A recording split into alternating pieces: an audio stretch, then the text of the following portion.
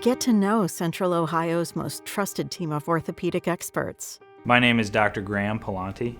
It took me a long time to figure out I wanted to be a doctor. My parents were both teachers, and so I didn't have much exposure to it when I was younger. But over the years, I saw the care that was provided my family members, and my dad had a hip replacement when he was young, and seeing him go through that and the dramatic improvement that he had was really impressive. And I knew I wanted to do something like that. I think I was really drawn to hip and knee replacement just because you can really make a huge impact in people's lives. I love the idea that you can take somebody who is in a lot of pain and not being able to do the things they want to do and really change their life for the better. I'm an avid college football fan, so Saturdays are reserved for that, I guess. I also love to travel. I like to fish. I grew up going to Canada and fishing up there. Of course, I love spending time with my son Thomas and my wife Angeline and being around family here in Columbus.